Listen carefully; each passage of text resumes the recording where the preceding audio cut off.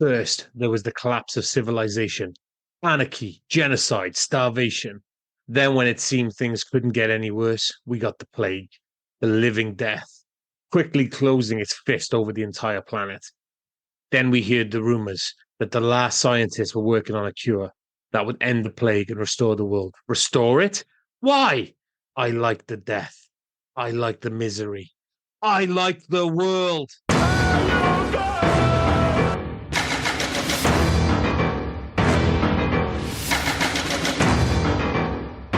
Welcome to Hey Guys Podcast. I'm Rob, that's Liam. And oh boy, this week we watched 1989 Cyborg.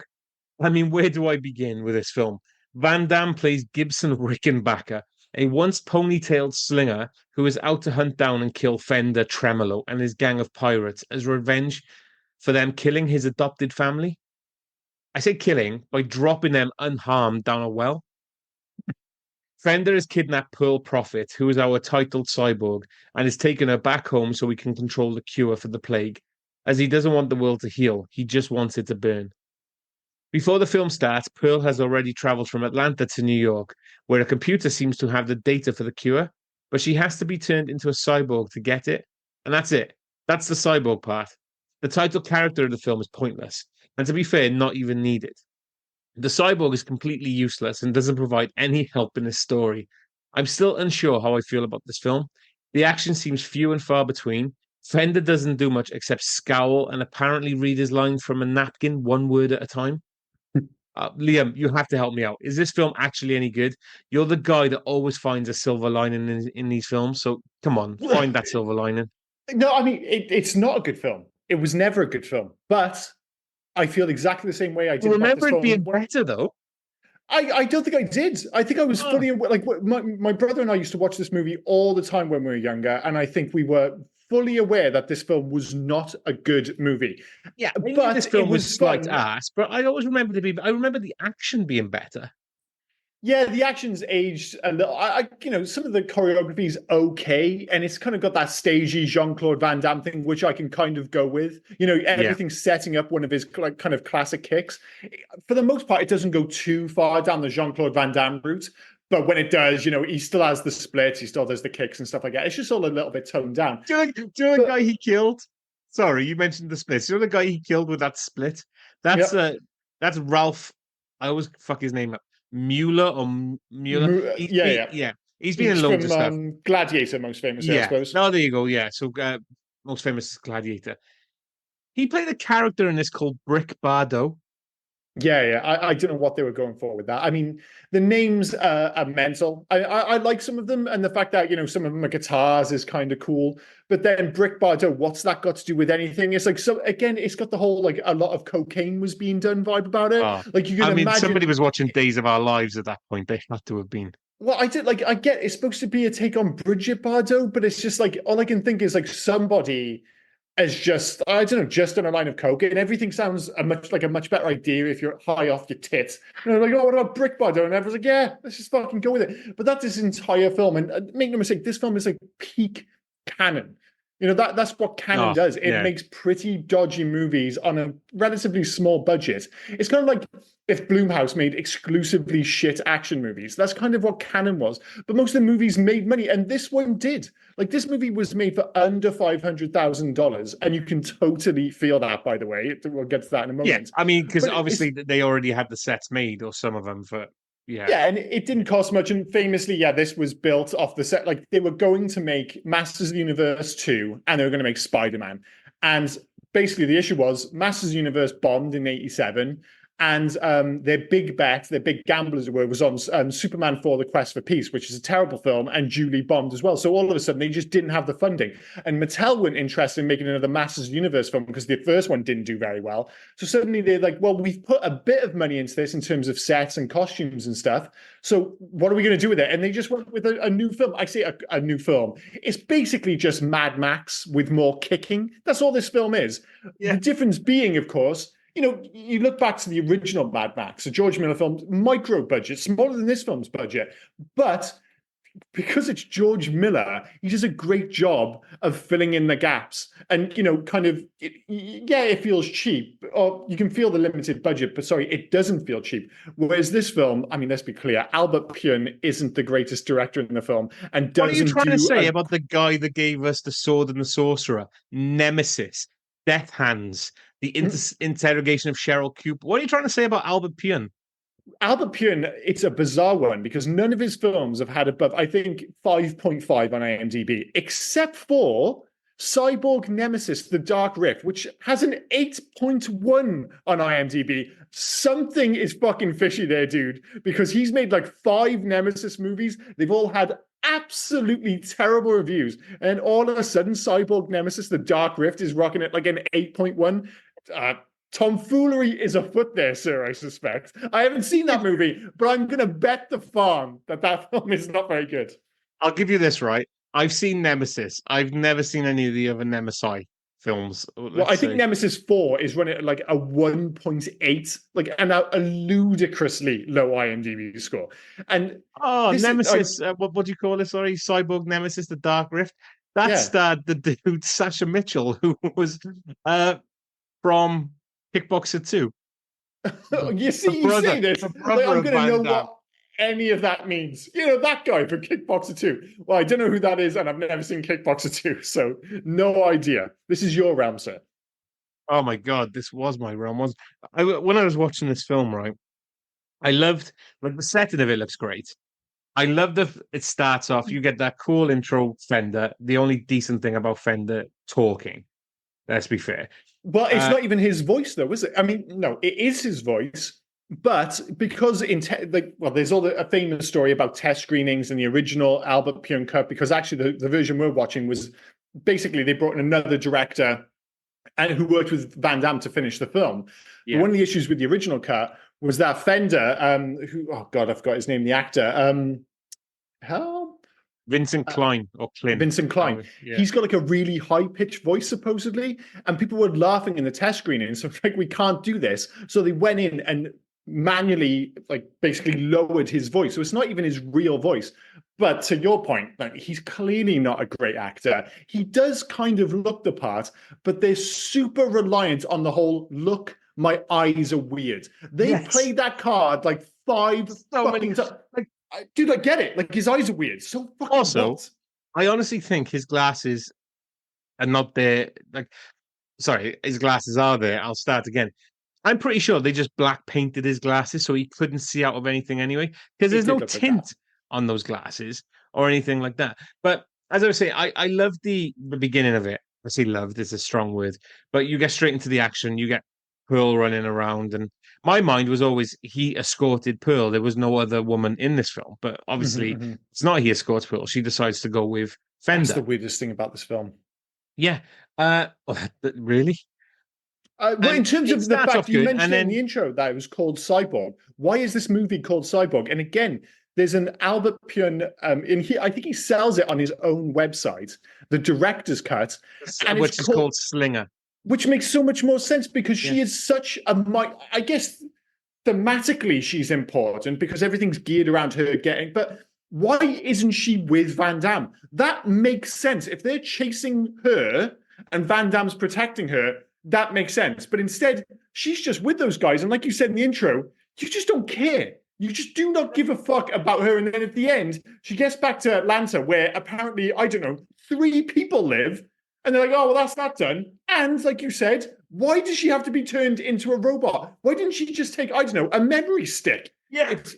So in the 80s, you think one of those massive floppy drives, you'd be fine. But it was absolutely insane. Like, they had to sell this cyborg thing, and I don't know why. You really didn't need it. I will give you one thing. When she took her hair off to show she was a cyborg, and who's going to fucking say, oh, I'll do that? Who's going to just volunteer for that shit? But when she took her hair off, it looked, I know it's a bit later, but it did look better than the Terminator eye.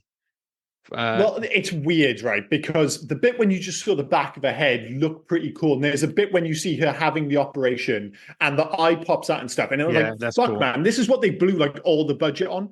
And it actually reminded me a little bit of the intro of Ghost in the Shell. I'm like, this is pretty badass. But then they make the mistake of being like, we've spent the money, we're going to put it on the screen. And then you see her fucked up stop motion face and the camera just stays on it for too long. I'm like, oh, Ages. dude. And they keep her bald and they keep her talking. And then, yes, it just starts to look very strange. Like you said, stop motion. It was just. It's like, what is it? It's like, like, because Fender comes up to her, he's like, take me to Atlanta. And if you don't, I'll give you the horror show. And he pulls up the guy's head. I was like, that head is not nearly as horrific as Pearl's head right now, which is super, super fucking creepy. But I'm convinced that like half the budget went on that fucking scene. So they're just like, dude, it's going up on the screen. That's all there is to it. Because the rest of the film is just them on like, I don't know, abandoned warehouses and I don't know, a marsh. That's it. No, do you know what? Like you said, the abandoned warehouses and stuff as well, right? I love how he tears down a village to get a boat because he hates water. What do you do? Expect me to swim? I hate water. So they can go to Atlanta. So they take the boat and they're traveling to Atlanta. And Gibson and Nady decide to walk. Yeah. And they get there full day before the boat passes them. It doesn't make it, and again, right. A lot of the issues with this film, and this film does have a lot of issues. It all comes back to the fact that this movie, including credits, is 82 minutes fucking long, which is spectacular. We've mentioned many times on this podcast that we're massive fans of 90-minute movies. 82-minute movies, again, including credits and including duplicate flashbacks. They just show you the same flashbacks again. They're like, fuck, guys. We've only got 75 minutes of movie. We have to have more. We'll just do the flashbacks again. The same ones, the exact same ones. I didn't even remember that. I hadn't seen this film for a while, but like I said, I watched this movie a lot when I was younger. And I was watching and like rewatching it now, like the audacity to show me those flashbacks again in an 82-minute movie. And it's like everything needed 5 minutes more. What are Nady's intentions? What the fuck is a slinger? What's going on with Pearl? Why is Fender so angry? Everything needed 5 more minutes. To your point, why did they get to Atlanta quicker on foot, just walking, than they did on a boat? Doesn't make any sense. Because there's no time in this movie to do anything else. There's no sense of there being a journey. It's like they're walking along the side of a river and they're just like, we're in Atlanta now. Like, that's the great thing usually about these journey films is there is a sense of we've got from here to there. It feels like they've walked around the corner. They literally walked through a little woods and they got that. Yeah, totally. You know, you said then they reused the flashbacks. I agree with you. They reused it because they realized they only had a 75-minute film. But they probably wanted to go back and film some more flashbacks. But then, I don't know, Van Damme's agent probably said, no. He doesn't want to wear the ponytail again. He will not wear the ponytail.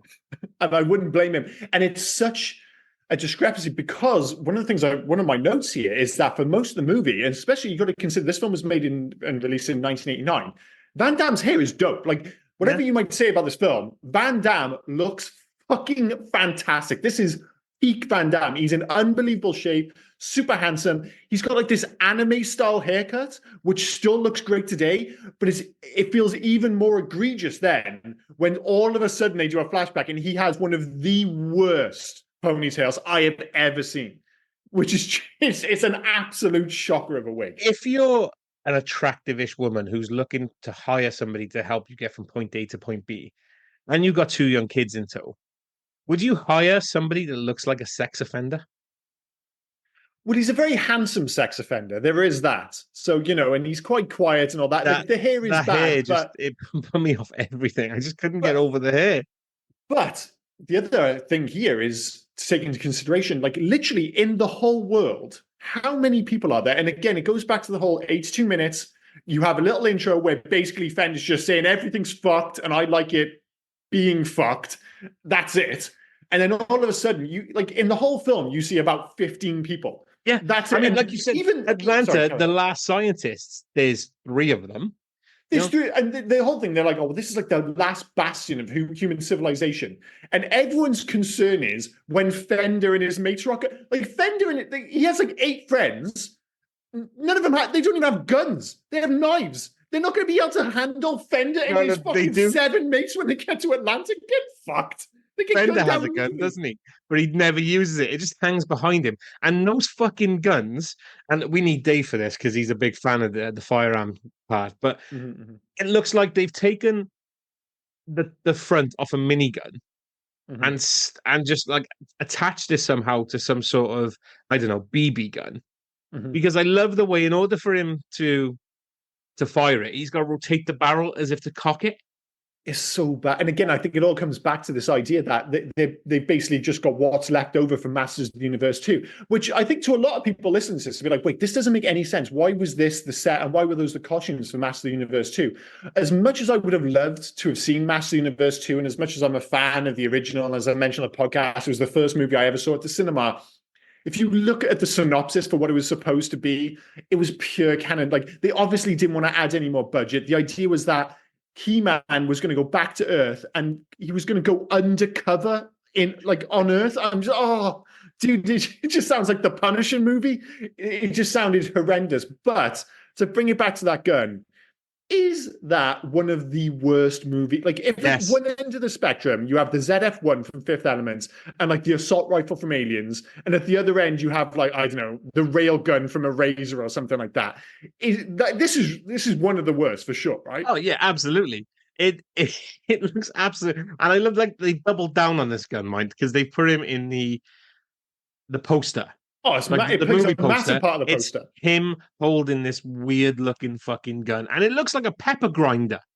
That's It all it really looks like. does. And like you said, all the guns in this movie, because there are a couple of guns, admittedly, I was being slightly facetious about Fender's apparent attack on Atlanta. But because the guns exist and because the choreography is so poor and everything's so rushed, they have to use them so selectively, but not in a way that makes sense. Like Fender could have killed Gibson about 6 times, but he just doesn't use his gun. And No, even when Fender has his like, there's like a classic what should have been, I guess, an Indiana Jones sequence when you got Fender, which is for those who aren't aware, that's Jean-Claude Van Damme's character at the end of like a gantry, I suppose you call it, and you've got the screaming knife guy at the other end. The knife guy is running at him. He's running at him like something out of Austin Powers, and he's got That's Gibson and Brick. Gibson and Brick. Yeah, yeah, yeah. And he has what can I describe as minutes to shoot him. And I eventually wrote it down. That's a long fucking gangway. it really is. And eventually he's just like, oh, I'm just going to fight him. It's like, dude, why? You don't need to. Just shoot everyone. Get your revenge. But yeah, not smart. But then intelligence isn't something that I would apply to this film in any shape or form. Of this, like you said, Fender's had so much time to kill Gibson. Mhm. Like the first time he thought he killed him, he just dropped him down a well. He wrapped him in a bit of barbed wire and dropped him down a well. I still don't understand how that killed them. Well, all I can think is that it's deeper than we thought, and it is quite hard because it is quite dark actually. And when I was younger, I remember thinking like, fair play to Fender, he is a dickhead. Like Yeah, I don't he know what is his a rut, intentions yeah. are. Like and that's the thing. He has no depth. He's just a wrong, and that's his whole character trait. But the idea of like, oh, giving the girl the barbed wire and saying, oh, your family can survive if you can hold them up. I was like, actually, that's pretty fucking dark. It's awful. And if you stop and think about it, why did Jean-Claude survive and no one else? All I can think is that his girlfriend, whatever you want to call her at that point, and the other, like, they broke his fall. So he killed them by falling on top of them. Because when he climbs out, he doesn't really have any injuries. He's just, gets out and does his classic Jean-Claude anguish scream. And they show you a clip of his girlfriend who's dead at the bottom of the well. The only way that makes sense is if when they fall, he falls on top of her, she breaks his fall, and he breaks her back. That's the only way that makes sense. I kind of went the other way. I had noted they fell, it's fine. But then he used them as stepping stones. So as he was using them to climb out, he kind of drowned them. Mm-hmm. Like oh, well, yeah, that's pretty dark as well. I mean, yeah. whichever way you look at it, it's pretty fucked up. But yeah, like Fender, some of the stuff he does, I mean, he's pretty nasty. And when I was younger, I actually found Fender pretty intimidating. Like the idea of like fighting him and stuff like that. I was like, oh, this dude's a bad dude. And it's one of those things because obviously you inflate these characters and stuff when you're younger. And what it reminded me of was and we mentioned it on the Rambo 3 podcast, was that in my memory, the giant Russian in the sequence where he has the fight with Rambo was like 6'7". And then you rewatch the film and you're like, that dude's shorter than Sylvester Stallone. And I had the same thing with Fender. in my head, I was like, this dude's like 6'4", 6'5". If you see at the end of the film when they're standing across from each other, tops off naturally, they're like the same height. They got like Fender's like 5'10", 5'9". He's not a big dude. And all of a sudden, I'm just like, man, he's just not nearly as intimidating. And of course, the acting becomes more of an issue. And the fact that by the end, they've just given up on the script and they're just like, if you can just scream more, just keep your mouth open, look intense, that'll be absolutely fine, basically, for the rest of this film. It is, like you said at the top, make no mistake, this movie is bad. It is objectively bad. However, it's still kind of fun, and I don't know exactly why. I'm finding it hard to pick out. Maybe it is just a nostalgia thing and I can't escape it. But like I said, I'm pretty sure I knew when I was younger this film wasn't great. Maybe it's just like a memorable cast. Like Fender's not brilliant, but he's memorable. And Jean-Claude Van Damme is still a cool, movie star from the 80s. You do remember Fender, like I said, because I was the same as you. I always remember Fender being a wrong'un, and he was great. The only other thing I ever knew him from was he was War Child, wasn't he? In Oh yeah, you get some pretty cool lines there. In Point Break. Point Break. I was just looking at his. That would be a waste of time. We're just gonna fuck you up. That was Anthony Kiedis that did that. He just yeah. I just remember that sequence, like always. I was just looking at his IMDb, right, and he's rumored to be in what you just quoted, Cyborg Nemesis: The Dark Rift, and this is where IMDb always feels a bit shady to me. Because he's rumored to be as Fender in that Cyborg Nemesis has been rated 8.1. I was reading Cyborg Nemesis a little bit as you were talking then. I was still paying attention to you, so don't worry. But it's unreleased. Albert Pion gave up. He's passed away now, so he didn't. Yeah, well, he's passed away. Yeah. So he didn't release it. It's 8.1, but it's not released. Yeah, I don't know what's going on. I love it, right? Because some of these characters are wicked in this Cyborg Nemesis. Because you've got Melody Rickenbacker. So Gibson had a daughter? I guess so. Well, that wasn't her, was it? The one he rescued? Like no, that was Haley. That was the girl. She was the daughter of the girl he was slinging for, I suppose. He was what? Sorry. What was his? Was he a slinger? Was that his job? He was a slinger, yeah. So so that was obviously slinger, gunslinger, isn't it? So he's just a hired hand. He's a mercenary. Yeah, I see. That never really kind of twigged for me. I was just like the whole is he like a hired hand? It just seemed to be his whole thing was getting people out of the city. But I don't know. Like I said, like the whole like what slingers were, what his history. It just needed a bit more time, and I just don't know why they didn't think we could have a few more scenes here rather than just repeating flashbacks. Maybe they just had a rush production, and this was all that you're going to get. But it's like they must have known at some point that they had something special, because I've got to assume that Van Damme probably wouldn't have made this film if it'd been offered to him maybe a year later, because he is hot off Bloodsport. Like he is hot off Bloodsport. And obviously 89 is when things really kick off and, goes into like kickboxing and stuff like that. But I assume he made this when they're just like, oh, this guy could be the next big thing. But like, he's ostensibly what sells this film. The only reason that people know this film, it's nothing to do with the directors, nothing to do with the script, anything like that. It's because Van Damme was on the poster. And in 89, that's what got people like you and I to rent a movie from the video shop. Yeah. So did you see what Cannon offered him? So he was offered 3 films, right, after the success of Bloodsport by Cannon. And he chose this one. Do you know the other 2 that he was offered? No. Delta Force 2. Yeah, fair enough. And American Ninja 3.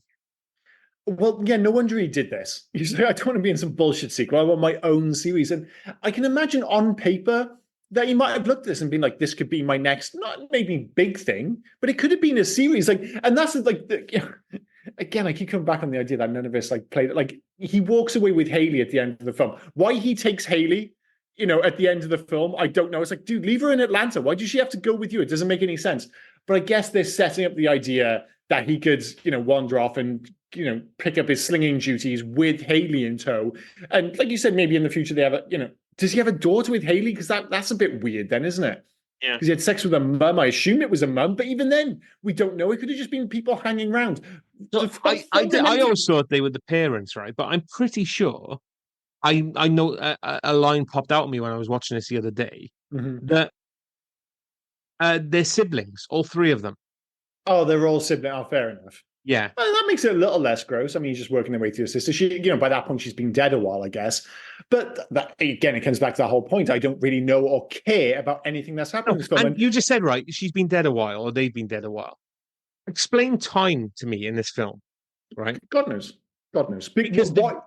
Yeah, sorry. halfway through New York and Atlanta, when they stop off at Slinger headquarters or whatever Mm-hmm. it was, that guy said, "Why are you trying to kill Fender? I thought you got out of the slinging game." Like the way he said it was, he's just got out of the slinging game. Mm-hmm, mm-hmm. But Haley is like 10 years older than what she was. So has it been 10 years? Easily. And also, well, there's the haircut thing. And the other weird thing is when they have the flashback and you see Fender and his gang, they kind of just look like a gang. There's a kind of like Mad Max to Mad Max 2 vibe going on, Yeah. where you're like, what the fuck happened? And let's, like you say, give it 10 years. It looks like the world has completely dropped off a cliff because he really does just look like, if you saw Fender from the flashback sequence when he goes in and fucks up his whole family and stuff, if you saw him walking down the street, you'd be like, oh, he looks like a rough dude, but he would just be a dude walking down the street, arguably, with him and his mates, just a gang. You see them 10 years later and they got all the chainmail and stuff and be like, what the fuck is going on here? I mean, it's like a massive shift in tone, or at least in look and aesthetic, from the flashbacks to what I guess we're considering the modern day, or at least the kind of current timeline of the film. And again, none of it's explained. Yeah, I mean, in the flashback, he's got a denim vest, and then in how do you say a current time, he's wearing a fucking chainmail tunic. Like Which anybody looks walking up cool, to you but in a chainmail tunic, you probably want to avoid. yeah, well, it's like you said, when we did the Mad Max podcast, the whole thing where in Mad Max 1, it's only supposed to be a few years before, but it's like his family go on holiday in that film. And then in Mad Max Yeah. 2, it's like nobody's going on holiday at Mad Max 2. It's just the fucking end of the world by that point. But, we've gone this far and we've not even mentioned Nadie. And it's like Nadie, I guess one of the other reasons that this film was so memorable, she was like an early crush for me.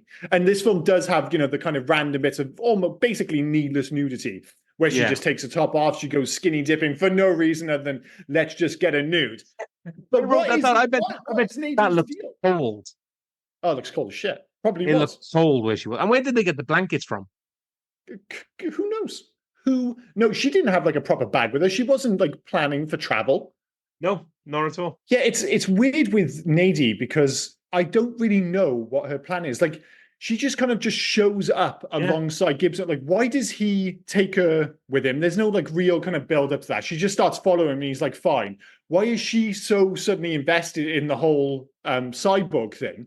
Well, she wants the plague to end, doesn't she? So yeah, she does, but she's like really involving herself. Again, it feels like there's like a scene missing, which kind of establishes their relationship instead of it just, she's just there for the rest of the film. Yeah, It's like, it should have been her family died of the plague, so she doesn't. Something like even a line of dialogue would have done it, but instead you just don't get it. The best line of dialogue in the whole film is basically when he goes to rescue Pearl, and she goes, "No, you're not strong enough. You're weak as fuck. I ain't going with you. I'll go with Fender, and then we'll just take him out in Atlanta." Like, what? He's done all this to rescue you, and you've just said, "Fuck you, dude."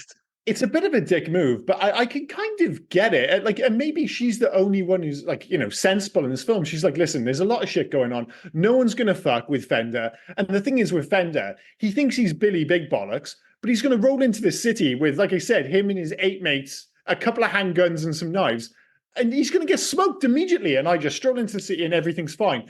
But that does remind me, and we kind of skipped over the start, the fact that this film is called Cyborg instead of Slinger. It doesn't make any sense. She is not a major part. Like when I was younger, I remember thinking it's like, wait, so is Fender also a cyborg? Because of the eyes and shit? I always thought, like for some reason, I always put it into my mind that because he's on the title as well, that Van Damme's the cyborg. Van Damme? It's so dumb. And it's you said though she was the smartest one there then because she's not that smart, is she? She chose to be a cyborg to go to New York to get data. We'll give her the benefit of the doubt and just kind of assume that in whatever world this is, she had to. Like, they were just like, she wasn't like, oh, no, give me the full cyborg treatment. They're like, listen, if you're going to get this tiny bit of data from here to there, we've got to make you a full cyborg. And they do, in fairness to him, it's one of the few bits of the film where they do have a cutaway dialogue moment. Like, again, it's, I guess, a flashback in some way, where she's having a conversation with the other 1 or 2 guys in Atlanta. and they're saying, oh, if you go through with this procedure, which you apparently need to do to go and pick up this data, it's going to change you forever. I mean, fuck me. It is a lot of work they put into that. But it makes you think, if they've got this technology, surely they don't need to turn her into a cyborg. But that completely sidesteps a point. The fact that this film just shouldn't be called Cyborg. No, it shouldn't. That important. It should be no. All right, she turns herself into this, like she gets cybernetic augmentation. I get that, but that shouldn't be your into this film. You should not be thinking, "Oh, this film is all about cyborgs," because it's fucking nothing to do with them. It's insane. Well, like you said, it's interesting that both you and I, when we were younger, were so confused by it to the point where we're like, "Wait, is he a fucking cyborg?" And even with Fender, like at the end when he gets stabbed, and you're like, "Oh, well, he's dead." And of course, in one of the most telegraphed, you're like, "Dude, stab him again. He's 100% going to get up. Of course, he's going to get up." He stabs him, and when he gets up, he just shakes it off immediately, like everything's fine. To the point where you're like, "Wait, so is he a cyborg?" It's all very confusing. But I will. Sorry, you were mentioning that fight at the end. Then from that fight, I randomly had Universal Soldier vibes. Dude, my big note here is it's just budget Universal Soldier. It's just Universal Soldier, but not nearly as good. It should be called Cyborg. Yeah, that should be. Admittedly, I'll give them the benefit and say this was made before Cyborg. So if anything, it inspired Universal Soldier. But Universal Soldier does the end sequence so much better. But like you said, it is so similar aesthetically. And with the fights and everything, it almost feels like the same scene, just like a warm-up version for like a better director to come in saying, "That's kind of cool. Yeah, I could do this a lot better." So he just does that. But I will give it one of the things that always stood out for me with this film, because I do want to talk about the end of the film, is the score is super memorable. Yeah. It's a weird ass score. It always reminds me of like 16-bit era Final Fantasy music. It's almost got this kind of like, I don't know, wistfulness to it. It's quite bizarre. But it was actually brought in pretty late in the day, and it comes back to the whole fact that they did. I'm not sure if they officially jettisoned the original director, but they brought in, was it, sorry, I've got the notes here.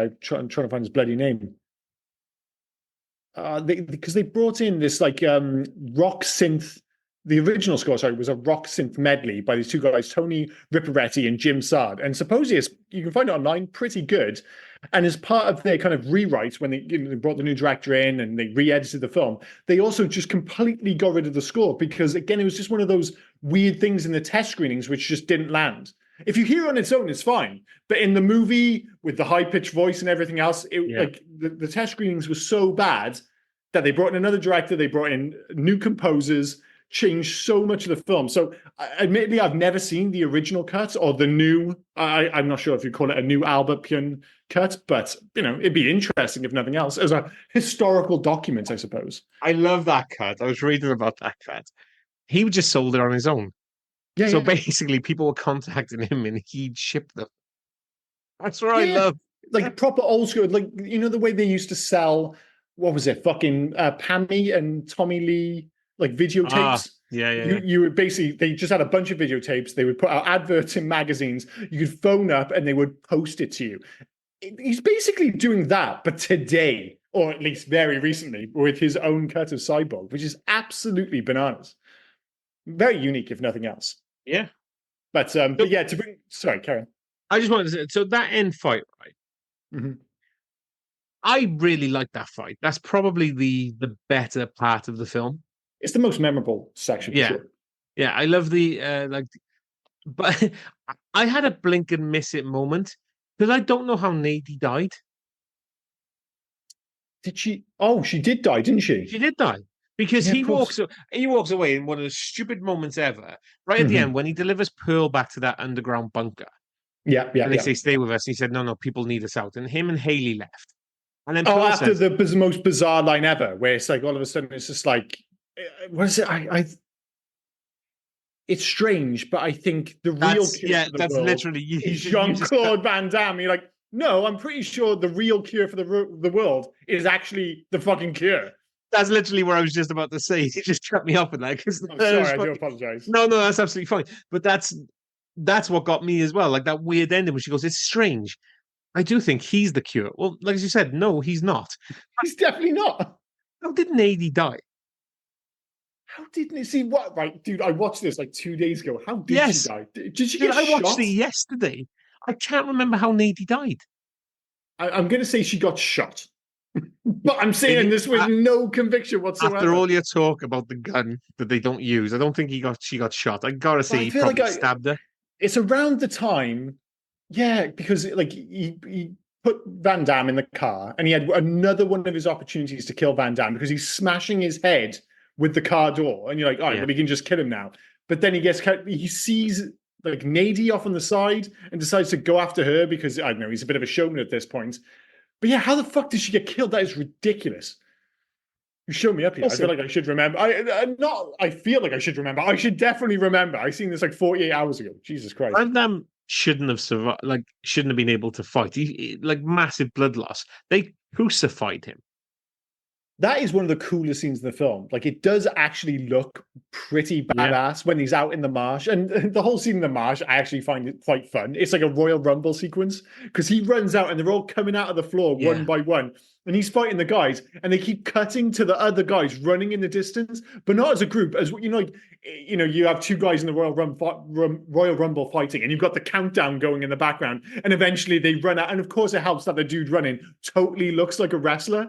That whole sequence is kind of fun, but totally speaks to this movie's budget because it's just in an open marsh. There's nothing around. We're just like, all right, dude, we're just gonna shoot in this field. But yeah, it's fun all the same, I suppose. Oh yeah, I'm not denying that. It's just it didn't look good, did it? No, no, and that is the thing. None of this film does look great, and that's going straight off the other action sequence before that, where it's in one of the many kind of warehouses or whatever you want to call it, derelicts, kind of whatever. It's like aesthetically in any given moment it looks kind of cool, but as a scene it never makes sense. It's like, why can Jean-Claude Van Damme run away from them and then like it's a totally open space. He runs away, loses them, and then all of a sudden you have these wide shots to establish that he's got away from them. Like he's there going down the manhole cover and they're off, like off in the distance. I was like, how did they lose him so much? Again, it just doesn't make sense because it's just not shot very well, sadly. Well, it's because they end up in like lots of different places as well. They're in a Mm-hmm. warehouse, then they're underground, and then they're in a marshland, then they're on a boat, and then they're in a house with cars or a city with cars. Mm-hmm. Like, I don't But understand. there's no connective tissue. They just go No, here, here, here, here. The only time you do see a bit of traveling actually is when they're on the marsh, and Jean-Claude Van Damme gets to do his Jean-Claude Van Damme run. Now we talked about the fact that this film has one of the worst guns. Does Jean-Claude Van Damme have one of the worst runs or one of the best runs? Like, so if the one end of the spectrum, again, I'm going to use the spectrum thing. You have Tom Cruise. I know you're not a Tom Cruise fan, but you mean for the worst run, Tom Cruise? don't be silly. Definitively the best movie run of all time. It's not, And though, is it? it absolutely is. And at the other end of the spectrum, you have, I was going to say maybe Sylvester Stallone from Expendables 2. When he has one sequence running across a courtyard, they make a big deal of showing it, and he looks like Woody from Toy Story. It's bad. I don't want to give him too raw a deal, though, because he's an older gentleman now. And in his youth, he was a perfectly decent runner. But Jean-Claude Van Damme has such a distinctive run where his arms are out to the side. And I feel like it might be an affectation. Like, I don't think he naturally runs like that. I think he's like, I'm going to do a movie run. I think and that he's was put his it into character. all of his That had moves. to be a character choice in it, I think. But I feel like he's applied it to all of it. He turned it into, like whatever movie you see Jean-Claude Van Damme in, whatever character is, he always punches in a Jean-Claude Van Damme way. He always kicks in a Jean-Claude Van Damme way, regardless of the character. I feel like he always runs in a Jean-Claude Van Damme way. And like the punches and kicks, he's basically created them for the screen. And I think that's what he's done here. It's effective in that, like, I'm talking about his run when most people, you wouldn't even mention it. But again, I'm not sure if it's good. Yeah, it's certainly not effective in the traditional sense. I do think you're looking a bit too deep into his run, to be fair. I guarantee some people listening to this will be like, I've noticed the run before. It was just one of those things that always stood out to me when I was younger. I was like, Jean-Claude Van Damme's got a weird ass run, man. But it feels like it was, created, as it were. I've never looked into it that deep. Like, I don't know. It's one of those things. Like if you notice it once, you notice it in every other film, kind of thing. I think it's probably one of those. But yeah, I probably have gone too far down the rabbit hole when it comes to Jean-Claude Van Damme's running style. I'll give you that. But like The fight at the end, it's memorable, it's relatively iconic, I suppose, but it is a little bit too much, as I mentioned earlier, of just Fender shouting. It's like I don't know what they were thinking in terms of, in terms of his directorial style. Like, why does he have to shout all the time? He just stands there with his top off and just screams. That's Because I it. don't think he can act properly, can he? Or So fight, maybe. yeah, so they're feeding him his lines one word at a time. And it's incomprehensible. Like, you mentioned the fact that he's not a great actor and he's often incomprehensible. There's one bit in that final fight when they're topless and they're facing off against each other and they shout something to each other. I don't know what either of them fucking said. No idea. No. Incomprehensible. Absolutely bonkers. Oh, sorry, have just, you run out of things to say about this film? I was just looking at my notes then as well. I was saying before we move on, are we going to talk about the sequels or are we going to talk about them later? You can talk about them now if you want. I mean, the one thing I will say, this is just a random fact. I have to throw it in there because I was going to look at the sequels, but I knew you were going to largely cover that. And for some odd reason, when I put in Cyborg 1989, the first thing that came up was Amazon. And I was like, oh, like just to buy the DVD because I rent it. I was like, oh, see how much it is. For some odd reason, if you want to buy the Cyborg DVD of Amazon, it'll cost you £164. Fucking hell. Like, is it super rare or something? I'm like, what the fuck's going on? Like, it reminds me of, remember, like when you were younger and you go into like a video shop and you could buy a VHS, but it'd be like £200. It's kind of got that vibe. I don't know what the hell's going on. I might have to get my copy out and see how much it's going to go. Maybe it's worth the bunts. But yeah, dude, if anyone's going to cover the sequels, you absolutely have to. So the sequels again make me laugh, right? Because I have seen them, but that's not what makes me laugh. They're called Cyborg again, but they're not Cyborg. They're androids. Like they're full. Doesn't Like matter. what Cyborg is, you're half human and half machine, aren't you? That's the whole. Yeah. But yeah, no, they're full on androids. So the second one stars Elias Koteas, Angelina Jolie, Jesus. Jack Palance, That's Billy a cast. Lee Drago. That is a cast. Yeah. That's legit. It's set in the year 2074. Now I don't know when Cyborg 1 was set. Yeah. I have no idea. No. So this is set in like 2074. And it's basically two rival companies, USA and Japan. And their cyborgs just fight between each other. And it's about Angelina Jolie playing a cyborg called Cash, I think it is, who has to just escape the robotics company because she falls in love with Elias Koteas as a human. I mean, this just screams one of those like fantastic sequels we used to get, which has nothing to do with the original, other than the fact that like basically Cyborg made some decent money. So we're just going to attach this silly film to it and just kind of be like, it was like its own thing. Like we could just rebrand this as a Cyborg sequel and probably make another 10, I don't know, 15 million. Well, no, 10, I'm getting carried away. 1 or 2 million max. I remember it ending, right, with her and Elias Koteas playing Colt. Escaping and living together, and she waits until he gets old and dies, and then she shuts herself down. So that's how the film ends, right? Okay. Then you go to Cyborg 3, The Recycler. Yeah, brilliant. It's got another person. The only name in that one is like Malcolm McDowell, right?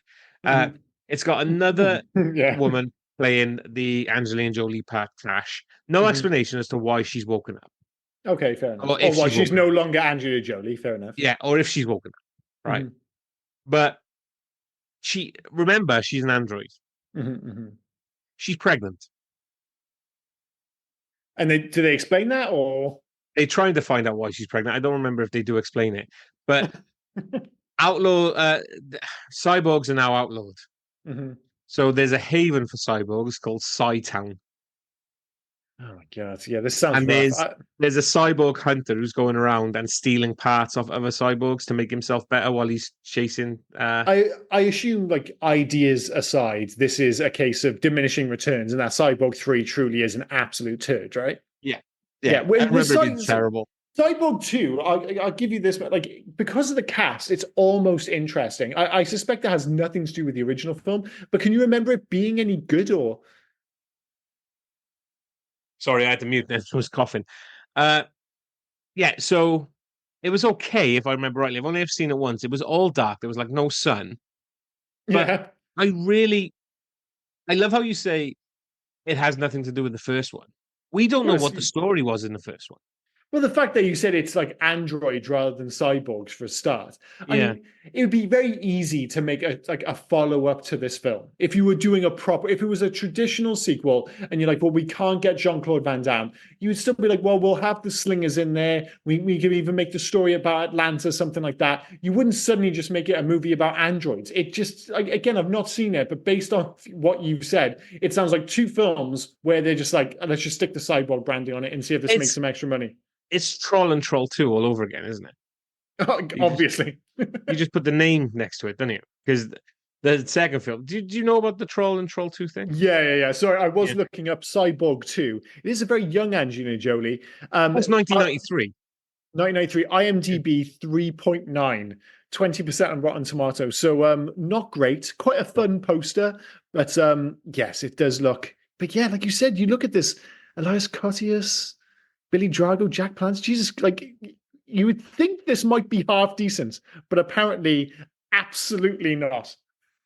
It's one of those No, films I suspect, like, if it came on TV, I'd be like, I'm going to watch like 15, 20 minutes of this just to get the vibe. And I suspect that would be absolutely plenty. yeah, But that'd seeing be Jack enough, right? Palance on the poster is like, again, like you say, an android rather than a cyborg, kind of fun.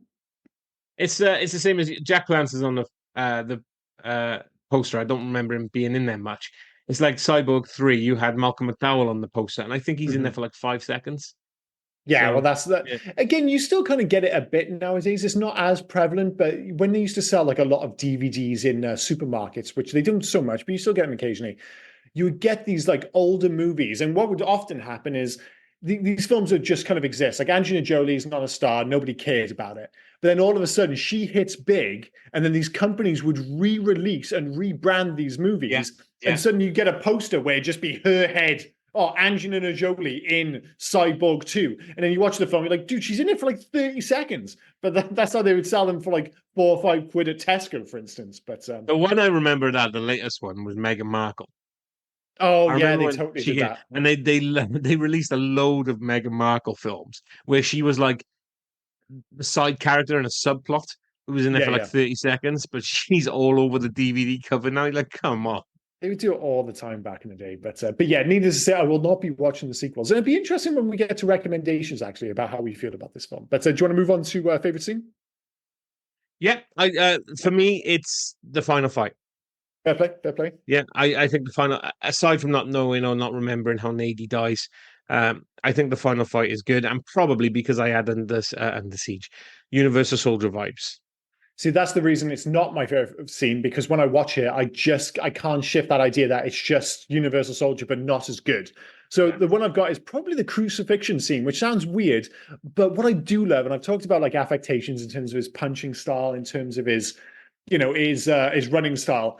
It's exactly the same with his screaming. Nobody does anguished quite like Jean-Claude Van Damme. And in this, because this is an 82-minute movie which has so many flashbacks, in that sequence, you get to see him. You get to see classic anguish Jean-Claude Van Damme do his no screaming at the sky yeah, twice in one shot. So you see him climbing up the well screaming, and you also see him in the desert next to the crucifixion, yeah. screaming as well. So it's an absolutely ridiculous scene, but it reminds you why he might not like be the best actor, but there's a reason Jean-Claude Van Damme, beyond the kicks, beyond obviously the fact that he's a good-looking dude, the reason he stood out or why he was memorable. Like nobody acts quite like Jean-Claude Van Damme. And there's He's got also like a he's got a reason. unique cadence. Everything about him feels unique. There's also a reason why you look positively of the films of that era. Like Mm-hmm.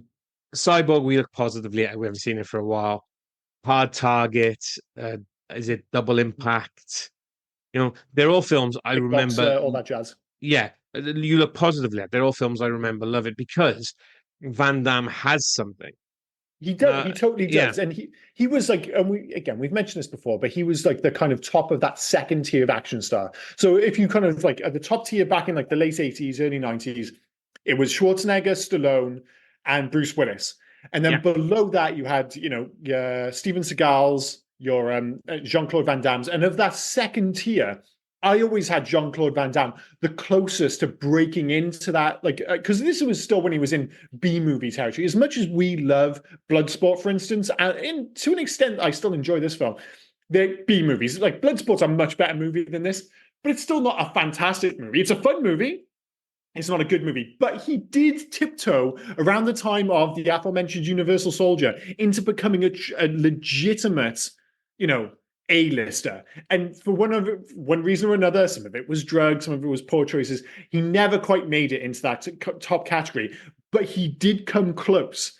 And a big part of it wasn't like, you know, you get loads of guys who can do the kicks and stuff, but he's got something about him. And like, in the traditional sense, he's not the best actor. But if you just put the camera on him, like in the crucifixion scene, if we come back to that again, and you see that anguish on his face, again, I'm not saying it's objectively good, but I'm all in on that moment because Jean-Claude Van Damme is just a watchable guy. And what it comes to is that almost intangible sense of screen presence. We've mentioned it a bunch of times in the past. You can have great actors, but some dudes, like Schwarzenegger being almost the ultimate example of it, never a fantastic actor, but you put him in a scene and you were just like, I'm watching this fucking dude. Jean-Claude Van Damme, not to that level, but he had some of that going on. When I think of Van Damme and I think of his screen presence, I always go back to, we knew it as AWOL, Absent Without Leave, but I think in America it was Lionheart. Lionheart, yeah. I always loved that film. I also thought that film was absolutely great.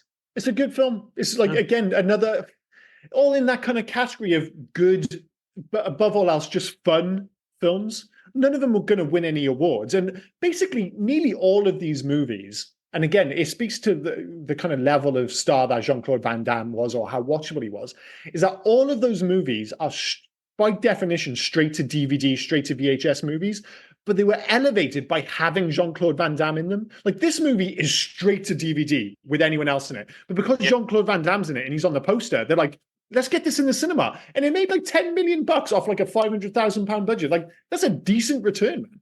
That's what he specialized in. And that's when he was at his best, I think. Well, should we move to Loves? Loves, number one, Jean-Claude Van Damme's hair, not the ponytail, just to be clear, but when he had that anime style, like for most of the film, I'm like 89, he looks badass. Number two, Fender, for all of the criticisms we give points in his direction, he does look the part. And number three, some of the fight choreography, despite the fact that it's relatively limited, it is quite fun.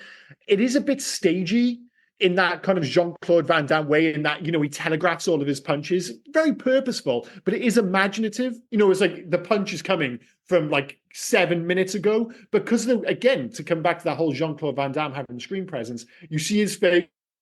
He totally sells the punch, sells the kick. Would it make sense in a real fight? No. Does it make sense in an 89 movie? Absolutely. So I'll go with those. Oh, and the fact that this film has the audacity to be 82 minutes long, including 4 minutes of repeated flashbacks.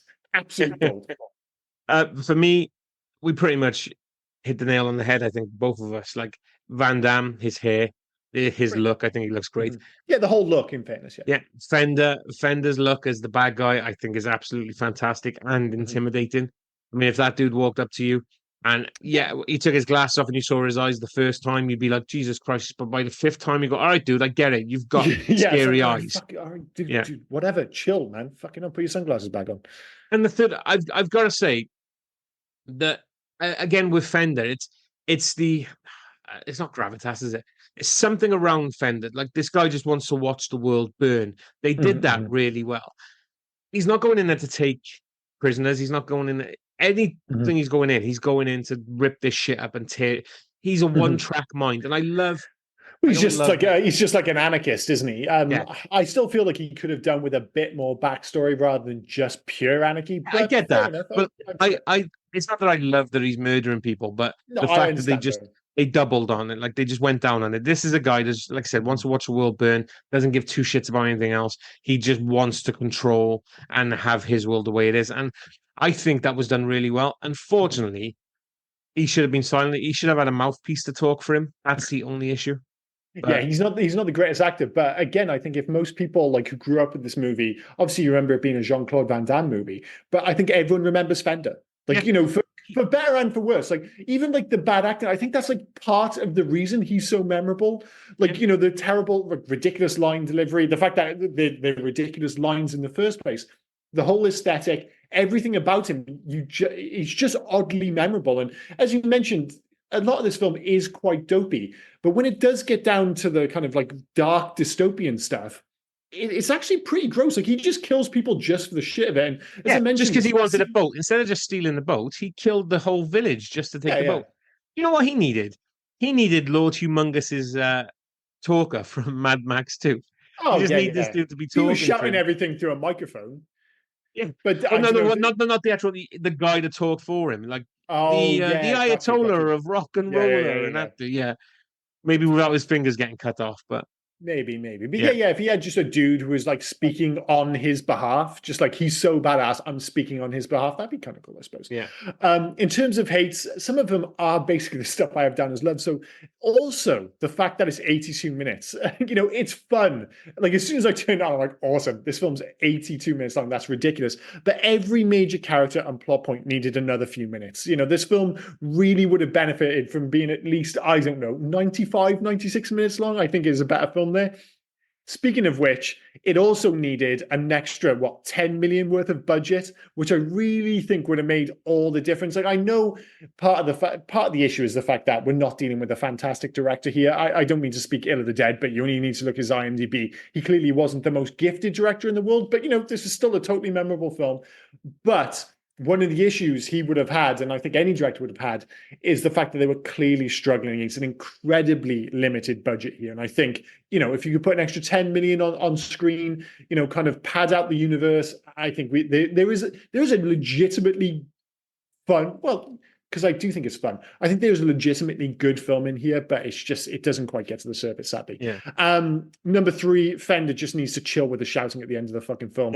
I love that fight scene, but my God, he spends the whole thing just screaming. I was like, dude, does he ever stop? Oh, and I'm going to sneak in one more. The flashback sex scene with Jean-Claude Van Damme. Was he a virgin? What the fuck is going on? It's one of the worst sex scenes I've ever seen in a movie.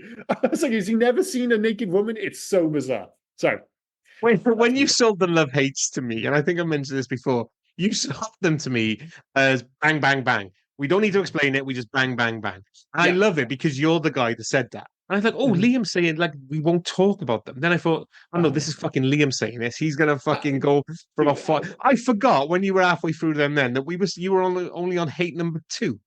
yeah, well, I just don't want them together. I'm sure, once you get the ball rolling, and that's the issue. I start these podcasts with like a can of Red Bull, and by the end of it, I'm talking like a fucking lunatic. So please, take up the air. Van Damme's flashback here.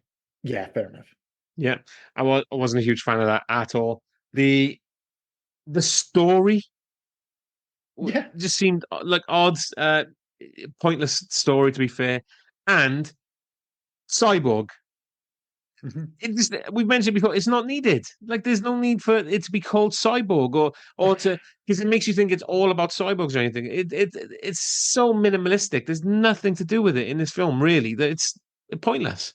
Well, that's the thing. If you put the cyborg with Jean-Claude Van Damme, not only does the cyborg title make more sense, but she could deliver narrative about the world as they're going. Like she could just Yeah. work as like an exposition machine. No terrible pun intended there.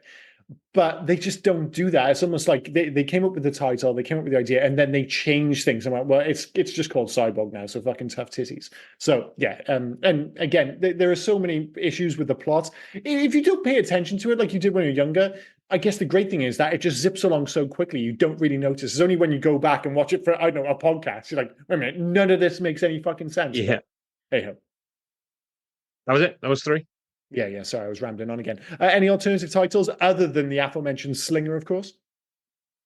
Yeah, there's a couple, but they're not good. Brazil, Cyborg, the Dragon of the Future. I'm just going to be clear here. I actually expect this to be one of the few cases where you will find a better. Like, if we take Slinger out of the equation, surely one of the titles is going to be better than Cyborg, considering the fact that Cyborg doesn't make any sense for this film. No, they're all cyborg with something. Of course they Right. are. So, Fuck. like I said, Brazil, Cyborg, Dragon of the Future. Hungary, Cyborg, the Robot Woman. That's Uh, so needless. Mexico, Cyborg, the Warrior. Okay, Peru, Cyborg, Attack from the Future. so disappointing. Yep.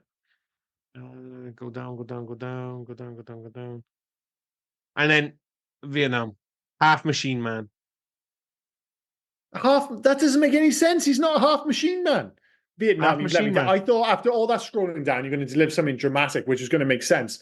Sadly, not. I had high hopes for that section. It has Nope. failed to deliver Yeah. quite I spectacularly. mean, I love the that's one of my favorite sections, the alternative title sections. It always makes me laugh, but it's not been good today. It's not been good. Facts, are they any better? I can't imagine there's tons of facts to this film, other than we've already mentioned the whole, the fact that it was going to be Spider-Man and Master Universe 2 and all that jazz. I don't know how much is going to be left.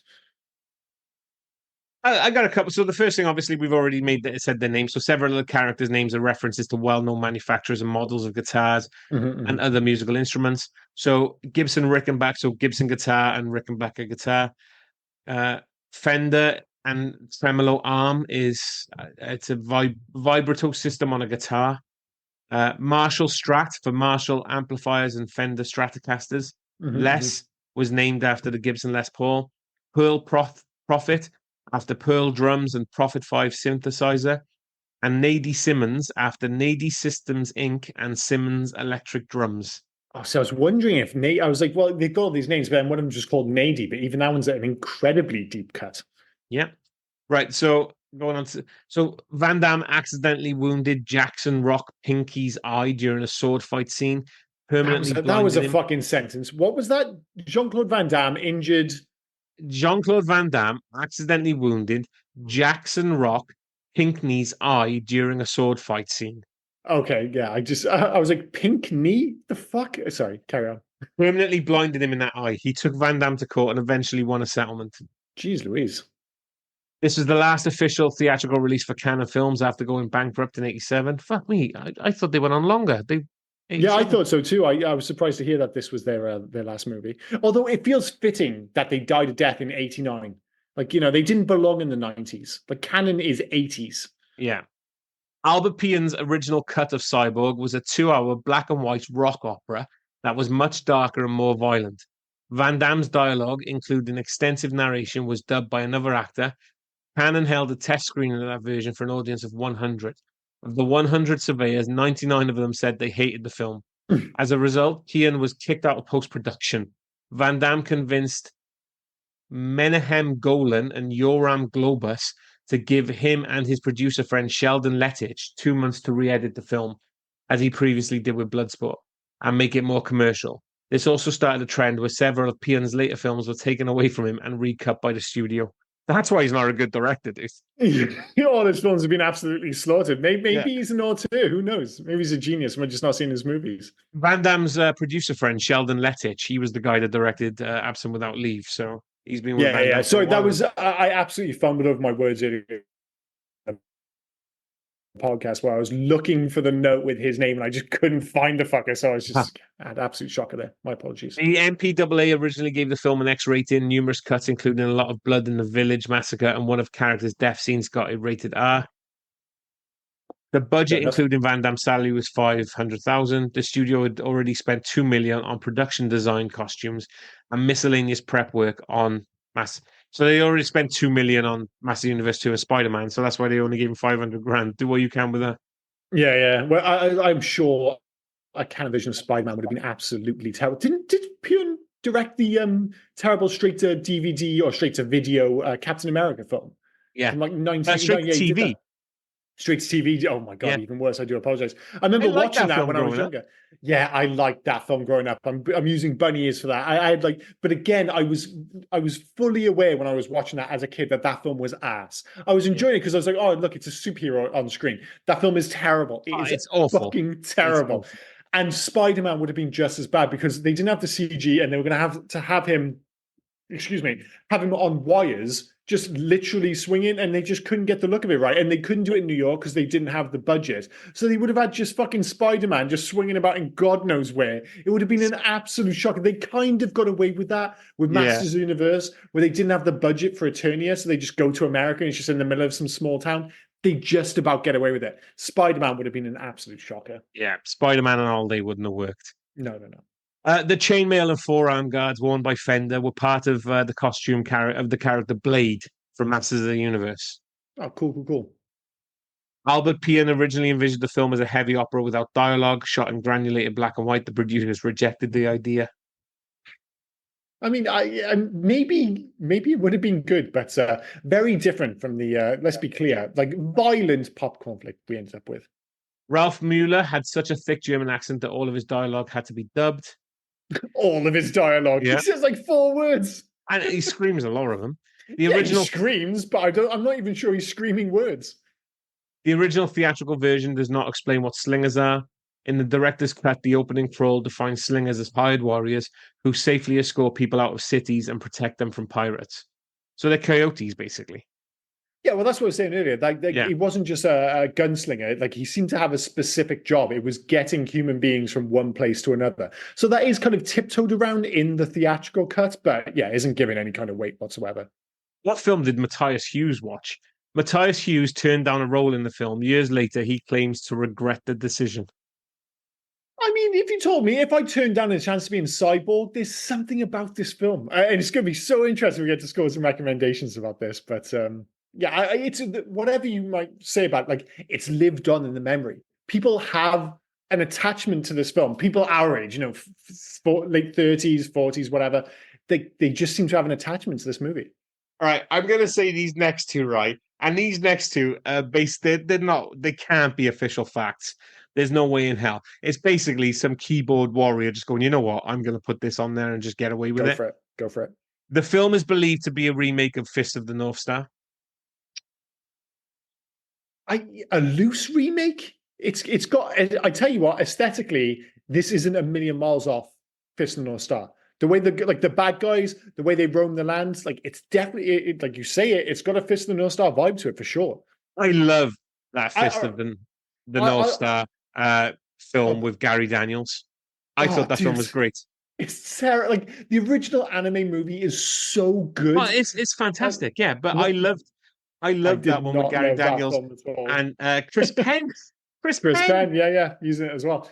But like, it does have like they've got carried away in terms of its base. If someone told me that this was heavily inspired by it, I can totally believe that. And the last one for me, Cyborg is shot entirely on the set of the game show The Crystal Maze. Fuck off. I mean, I'd love that to be true, but it's blatantly not true. That is ridiculous. So yeah. The first one, I'm willing to give it an element of credence. The second one is absolute bollocks. Yep. Hug to the Future. So this is where we ask a question: remake, sequel, Don't Touch or Let It Die. This is a really easy one for me. Let It Die. This belongs in 1989, in the time of canon. It's too generic to be worth remaking anyway. Like, would this film be any better if it was made with like Jason Statham and Jason Momoa now squaring off? No. Part of the charm is the fact that it is Jean-Claude Van Damme. Part of the charm is the fact that it is a bit shit. Absolutely let this die. And I don't mean let it die as in nobody should ever watch it again. It just belongs where it is. Just leave it be. Yeah, leave it in the annals of history. Just let it die. It just Yeah, doesn't need because to. I don't want to say don't touch because that sounds like I'm being precious. It's more that it's pointless. There's not enough story here. It's like you said, it's mega generic. Like you could write the plot to this movie on the back of a napkin. It's just Yeah. there's I mean, no point in remaking it whatsoever. spoilers for recommendations. Watch it or don't. Just let it just drift away because it's Yeah, but like I said, it belongs in your memories. It belongs with rose-tinted glasses. If you go back and watch it, it's probably best that you watch it with a like-minded friend because it would be fun as like if you went to the cinema with a bunch of people who've seen this movie before, or like you watched it when you were younger, and you all went to see this at like a midnight screening. It would be mega fun. It would I'm be with you on that. mega fun. We would definitely watch this in the cinema. I'd love to watch this in the cinema. Yeah. Well, that's what I Yeah, mean. That's the thing about it. It's bad, but there's something about there are certain like bad movies where people go to the cinema and watch it. I'm like, I don't see the appeal. With something like this, there's enough to cling on to. But yeah, in terms of just sitting there watching it on your own in 2024, there is an element of like, this film is pretty fucking bad. Make a change. I mean, for me, I would just make Masters of the Universe 2 instead. I'm such a big fan of the original. I would have loved to have seen a Masters of the Universe 2. that's a cop out. Come on, Cyborg. Make a change to Cyborg. Make it. Well, it would just be like I would make it, and this feels like a crime saying this because I love the fact that these movies are so short. I would make it 10 minutes longer. I would get, like I said, I would give everyone just an extra scene here and there. Nady, Fender, Pearl, Slingers. Everyone needs, and you did it yourself when you explained it. Like you did it in a line. that's all it requires in some cases is just a quick bit of dialogue, just to pad out the world a little bit. I'd make it 10 minutes longer. I don't want a 2 hour epic. Just like make it 95 minutes. That'd be fun. For me, I wouldn't call it Cyborg. I'd call it Slinger. Yeah, that's a great Yeah. shot, actually. That's probably the right answer, actually. And as I was looking at that, so Albert Pian's director's cut Slinger reveals that Nadie was a friend of Willie Jack, and she was going to meet up with him in New York when Fender killed him. That's how she ends up with. Yeah, again, Yeah. how long does it do you know how long it takes? As long as it took you to fucking say that. That's how long it would take.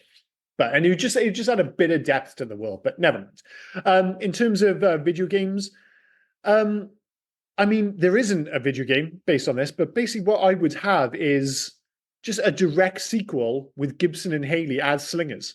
And I would have them have a vehicle. I would improve the scale, and I would just get Remedy to do. Was it Remedy? No, Avalanche. Sorry, Avalanche to do an unofficial Mad Max sequel, or a Rage 3, I suppose, because they also made that for that game. And I would just have it based in the Cyborg world, because there was all this fuss recently where, because what's called is coming out this week. Furiosa. Yeah. And George Miller kind of quietly shat on the Mad Max game, which was released in 2014-15. I love that game. Yeah, because it's fucking brilliant. And of course, like I think when the head developers from Avalanche kind of bit back and said, we were under so much pressure. They kept kind of flip-flopping between making it open world and making it linear and all that jazz. I think they did an amazing job. And it's become like something of a cult classic now. And I think it's actually been upgraded on Series X in particular. I think it's like 60 frames per second now. Or certainly... Yeah, 60 frames per second, I'm sure it is. It still looks great. The car combat's amazing. It's a little bit repetitive, but I love the structure of that game. Then, let Kojima make his fucking highfalutin Mad Max game. Just get Avalanche to do a Cyborg sequel. That would be so dope. Whatever you might say about this world, they'd be perfectly suited to video games. So, yeah, I would just get Avalanche to make basically Mad Max 2, Cyborg, Slingers. I mean, with the world the way it is, it's Naughty Dog's The Last of Us, isn't it? Yeah, I don't want Naughty Dog, but that's the last thing sorry, I was taking a piss. Okay, it's a Strider game, dude. That's a good shout. Yeah, Strider. I love Strider. It is a Strider game. Yeah.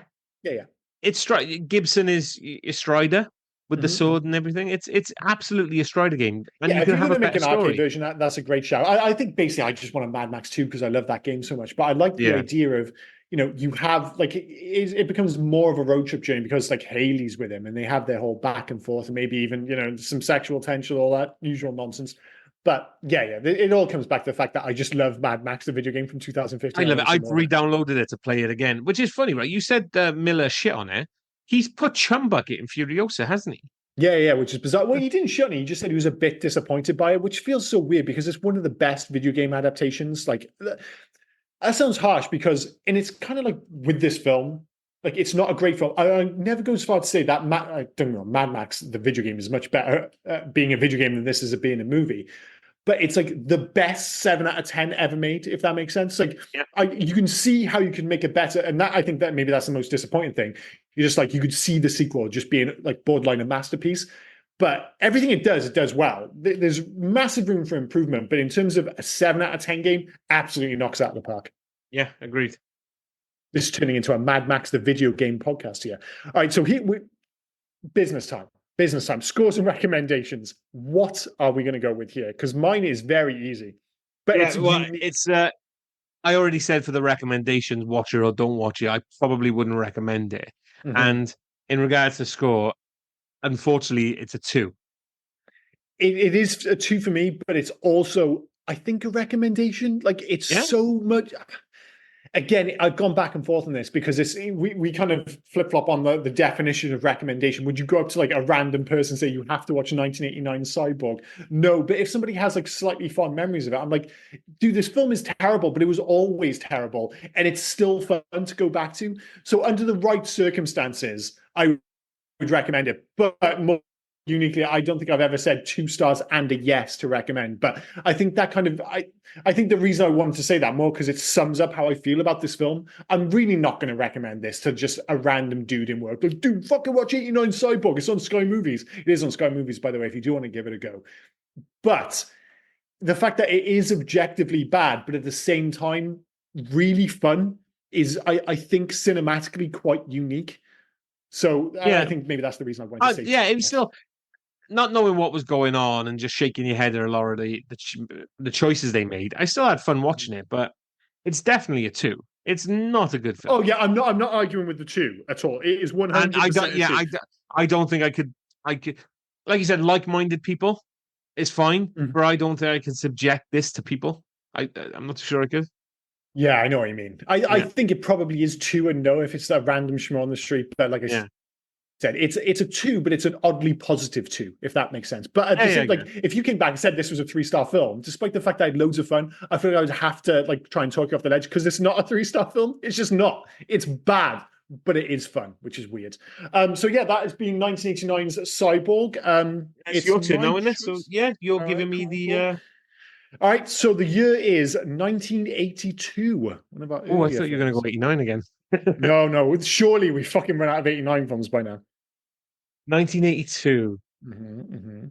Let me The think what. director, I won't give you the star because that would give it away. John Milius. And the fact that I've mentioned that about the star is a bit of a hint into itself, I suppose. John Milius. I've never heard of him. Okay, I'll give you one more clue in terms of the genre. It's a fantasy movie and it's got a 1982. big star. It's not Conan, is it? It is indeed Conan the Barbarian. Ah, So that is a nice. film I have not seen for donkey's years, Conan the No, I haven't. Barbarian. It's been But a while. it Is is this a the one? Sorry, is that the one with James Earl Jones? Because there's two, isn't it? Yeah. I think the one with James is he in both of them? Because this is a weird thing. It's been so long, and we've mentioned this with other films where you remember more about the bad sequel than you do about the objectively better original, and that is such. It's like this is one of the best examples of that because Conan the Barbarian is much better than Conan the Destroyer, but everything I remember about Conan comes from Conan the Destroyer because I think when I was younger and it was like a little less gritty, a little less violence, I think I saw Conan the Destroyer more. It's definitely not a good film, but I Everything. saw that loads. So James Earl Jones is only in the first one. Thulsa Doom, Okay. I think his name, isn't it? But everything I remember from Conan, I get Mhm. from Red Sonja. Oh, see, there's another issue. Fucking Red Sonja, Yeah. which Like is every time I basically think of Conan, an I'm unofficial expecting sequel, right? I'm expecting Ernie Race Jr. to pop up. Oh, who was in? Oh, fuck! Grace Jones was in Grace Destroyer. Jones was in Destroyer, yeah. Yeah. Who? And Will, oh, fuck! I How mean, about forget if you're confusing Wilt Will Stilt was in. Chamberlain, yeah. Yeah. But if you're confusing Grace Jones for James Earl Jones, No. I pretty think much that's the problem. I'm thinking of a sequence that I know is from Destroyer, but I'm putting James Earl Jones in those sequences because I just kind of like mentally conflated the two films. So it's like I think a lot of the set pieces I'm taking from the poor sequel, but a lot of the characters I'm taking from the superior original, and I've just turned them in my head into one movie. So yeah, I'm totally looking forward to like revisiting this oh, yeah, because I it's because my been memories of it are fucked clearly. probably 90s since I last watched Barbarian. Oh, easy. And Yeah, I reckon I'm gonna have that same issue where I'm gonna be like, what happened to that scene? And you'll be like, dude, that's from Red fucking Sonya. you know, Like, I might go and watch the Jason Momoa version. oh. I legitimately had high hopes for that because it's like, Me all right, too. fair play. I think what we all wanted was an Arnold Schwarzenegger, like an old, as they called it, Well, King You Conan. want King Conan? He has been saying for years he wants to do King Conan, and that's what you want. Were they going to do it with like at one point? Am I making this up? Was this like a fever dream? Was James Cameron going to direct King Conan at one point, or am I making it up? I think every director said they're going to do King Conan at some point. Dude, they should have done King. Well, they made it anyway. We wanted that. Instead, we got the Jason Momoa version. And I got like once I got over the fact that I was like, all right, we're not getting Schwarzenegger. I was like, well, Momoa looks the part, and like the trailer was kind of cool. And I actually got my hopes up, and then I watched it, and it's not good. Oh no, it's ass. It It is is complete ass. ass. Yeah. Such a shame. Well, hopefully this isn't ass, and it is. I think it's had decent reviews, the original Conan the Barbarian. So I think this is going Yeah. to be fun to go back to. I'm not going to watch Conan the Destroyer. Go fuck yourself on that. But yeah, anything else before we wrap this up? Just one thing from me. We had a message from one of our listeners, Dan. He made me laugh. He's catching up on our podcast. He hasn't listened for a while, bless him. Mm-hmm. So he's catching up now. And when he finally gets to this one in about 6 months' time, the way he's catching up, I just wanted for him to hear his name because he said he was listening to the big episode and he couldn't stop laughing at me and you talking about my childhood. Uh, in Well, the yeah, 80s, your childhood is fucking mental. By what was it? like Brick Wars, brick laser wars, and stab. there was kids giving people giving me sweets, and Oh yeah, apparently I yeah. made When them you were laugh just because I said casually, like, just like, oh, you remember when you're young, going, oh, people just give you sweets. I'm like, no, dude. I think you're being groomed by the elderly. What the fuck? he said he did laugh hard at me going I was a husky kid, so I wasn't getting away from anyone at that point. So Fair enough. Fair enough. yeah. Well, it's good. Nice that you give him a shout out. So there you go, Dan. I'll just give you a quick shout out there, mate. Fair enough. Okay, I've been Liam. He has been Rob, and you have been listening to the Hey Guys podcast. Cheers, guys. Bye bye. Cheers, guys. Bye now. Oh, and before I forget, where can folk reach us if they were so inclined to? Well, you can actually reach us on Hey You Guys 80s at Facebook, Instagram, and on Twitter. But if you want to send us a mail, do heyyouguys80s@gmail.com. Send us in your recommendations. Send us in your thoughts about any of the episodes. Just literally talk to us. We'll have a one-sided talk with you on the podcast. Yeah. We're nice folk. Get in touch. But no, cheers, guys. Bye-bye. Cheers, guys. Bye now. Hey, you guys!